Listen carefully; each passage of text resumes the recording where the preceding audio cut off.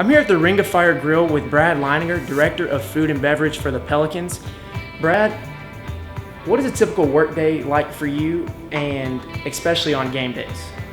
Basically, game days, I get here between 8:30 and 9 o'clock. Go to our staff meeting, try to figure out what's going on, whether we have picnics, who's in what suite, if the beach is booked, how many are in attendance, what the promotions are. After that, I basically get my stuff ready, trying to get the concession stand stocked and ready to go for the customers to get here. Wait for deliveries, whether it's Better Brands or Pepsi or my ice cream Pet Dairy.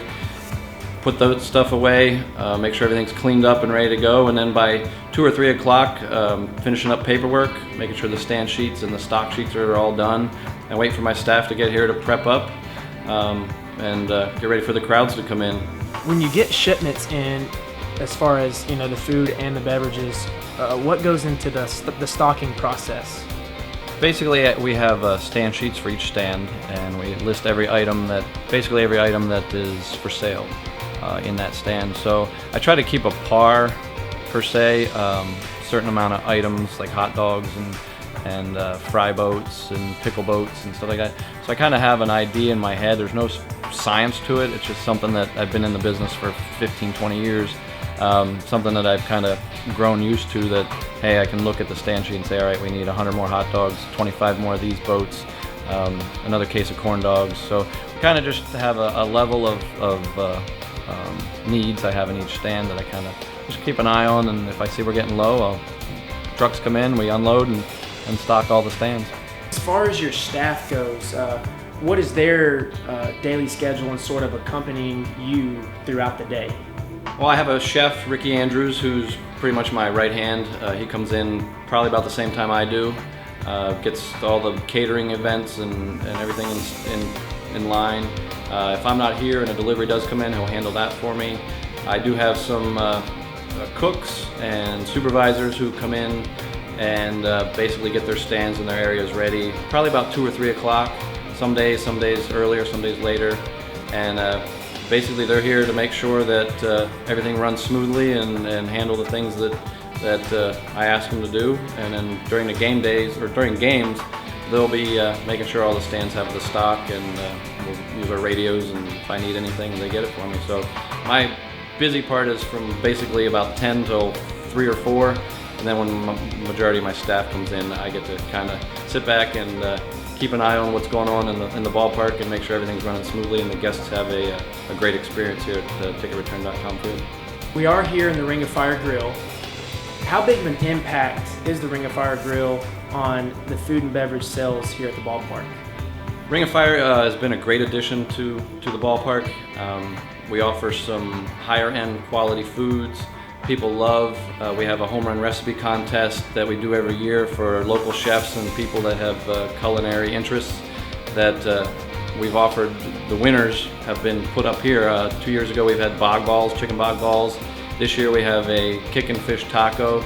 So those are things we can't offer or don't offer in our other concession stands. So it basically ups the level of quality and products that we have here in the ballpark, and it takes a little pressure off the other stands. It gives a little more variety of food options and a higher quality, so and a little higher price point. But tell you what, if you've ever eaten up here, it's well worth it. I know that you have to deal a lot with group events.